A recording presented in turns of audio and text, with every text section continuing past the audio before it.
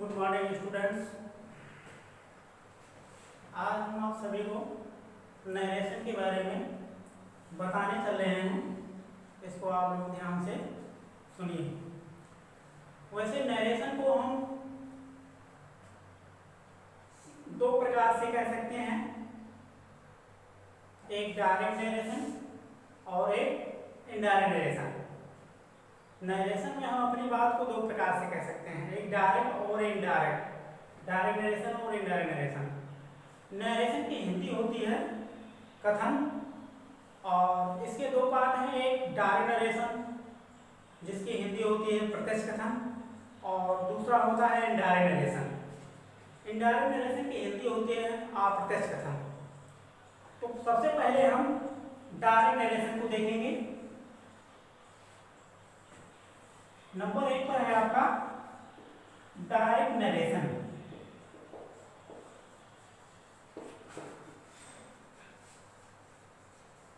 Direct narration. Direct narration यह है कि इसमें वक्ता अपनी बातों को ज्यों का त्यों कह देता है, उसे हम डायरेक्ट नरेशन कहते हैं। और नंबर 2 पर है आपका इनडायरेक्ट नरेशन। इनडायरेक्ट नरेशन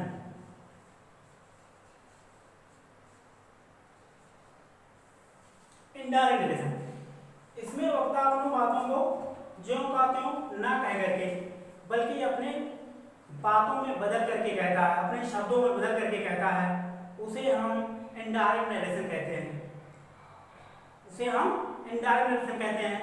अब उसके बाद डायरेक्ट नरेशन को दो भागों में बांटा गया है। डायरेक्ट नरेशन को दो भागों में बांटा गया है। नंबर 1 रिपोर्टिंग वर्ब और नंबर 2 रिपोर्टेड स्पीच। तो उसमें से नंबर 1 पर हम चर्चा करेंगे रिपोर्टिंग वर्ब।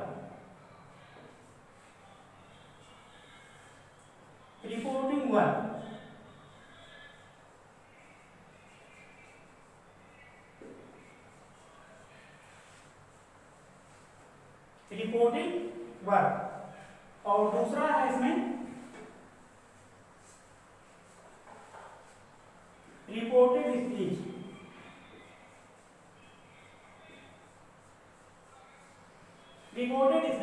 नंबर 1 पर है रिपोर्टिंग वर्ब और नंबर 2 पर है रिपोर्टेड स्पीच। अब रिपोर्टिंग वर्ब क्या है और रिपोर्टेड स्पीच क्या है? तो रिपोर्टिंग वर्ब वह है जो डबल इन्वर्टेड कामा के बाहर पाया जाता है, उसे हम रिपोर्टिंग वर्ब कहते हैं, और जो डबल इन्वर्टेड कामा के अंदर होता है उसे हम रिपोर्टेड स्पीच कहते हैं। एग्जांपल के जरिए देखिए कि रिपोर्टिंग वर्ब क्या है और रिपोर्टेड स्पीच क्या है। तो जैसे देखिए लिखा है इसमें Ram said, single comma close और डबल कामा स्टार्ट। I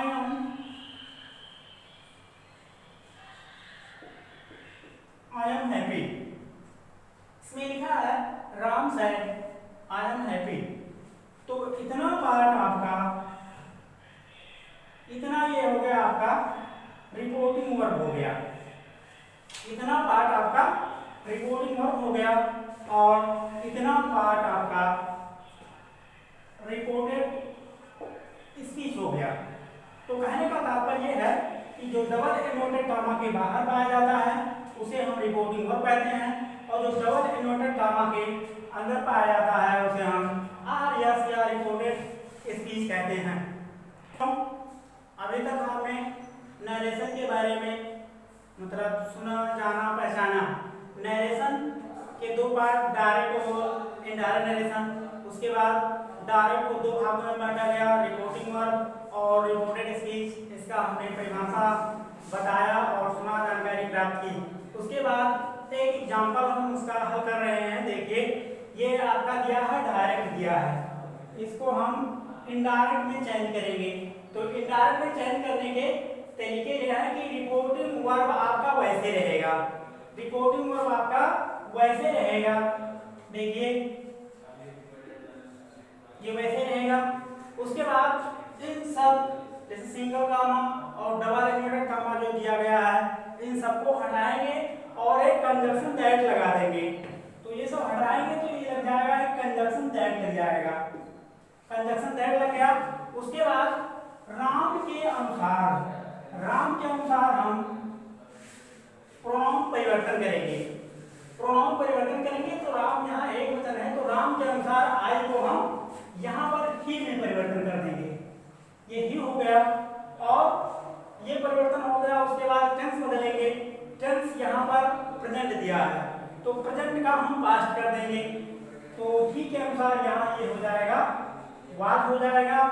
और उसके बाद हैप्पी दिया है, हैप्पी आपका वैसे रहेगा, तो ये आपका इनडायरेक्ट हो गया। तो प्यारे बच्चों, हम डायरेक्ट से इनडायरेक्ट को समझने के लिए वैसे नहीं समझ पाएंगे, इसके कई नियम हैं और तमाम नियम हैं। जब हम उन तमाम नियमों को नहीं जानेंगे तब तक हम डायरेक्ट से इनडायरेक्ट नहीं बना पाएंगे। उन नियमों में सबसे पहले हम क्या जाने जिससे हमें डायरेक्ट और इनडायरेक्ट बनाना आ जाए, तो उसमें से नंबर 1 पर है टेंस परिवर्तन को हम समझेंगे जानेंगे, और नंबर 2 पर है प्रोनाउन परिवर्तन, उसे हम समझेंगे और जानेंगे। उसके बाद नंबर 3 पर है नियरेस्ट एंड डिस्टेंस। इन परिवर्तनों को हम एक एक करके थोड़ा बहुत सीखेंगे। तो नंबर 1 पर हम देखेंगे टेंस परिवर्तन। नंबर 1 पर टेंस परिवर्तन।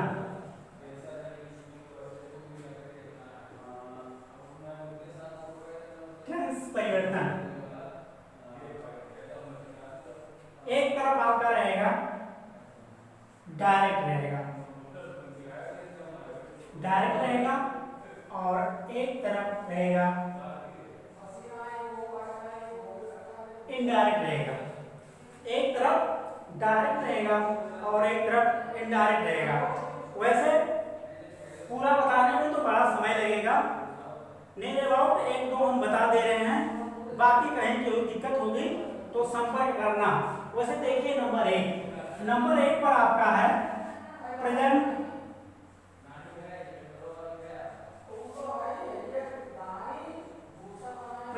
Indefinite tense. इसमें नंबर 1 पर हो जाएगा पास्ट इंडेफिनिट टेंस। नंबर 1 पर डायरेक्ट में है प्रेजेंट इंडेफिनिट टेंस और इनडायरेक्ट में हुआ नंबर 1 पर पास्ट इंडेफिनिट टेंस। नंबर 2 पर हम चलेंगे तो ये हो जाएगा प्रेजेंट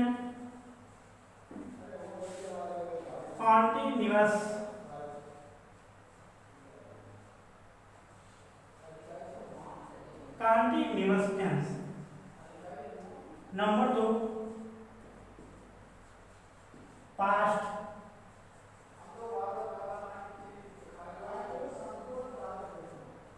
कॉन्टिन्यूअस टेंस। ऐसे करके नियर अबाउट 10-15 पार्ट हैं इसके, धीरे धीरे इसे बताया जाएगा। वैसे जो परिवर्तन बताया जा रहा है नंबर 1 पर है प्रेजेंट इंडेफिनिट टेंस और इसका इनडायरेक्ट होगा पास्ट इंडेफिनिट टेंस। नंबर 2 पर है प्रेजेंट कॉन्टिन्यूअस टेंस और इसका इनडायरेक्ट होगा पास्ट कॉन्टिन्यूअस टेंस। नंबर 3 पर है प्रेजेंट परफेक्ट टेंस, इसका इनडायरेक्ट होगा पास्ट परफेक्ट टेंस। और नंबर 4 पर है प्रेजेंट परफेक्ट कॉन्टिन्यूअस टेंस और इसका इनडायरेक्ट होगा पास्ट परफेक्ट कॉन्टिन्यूअस टेंस।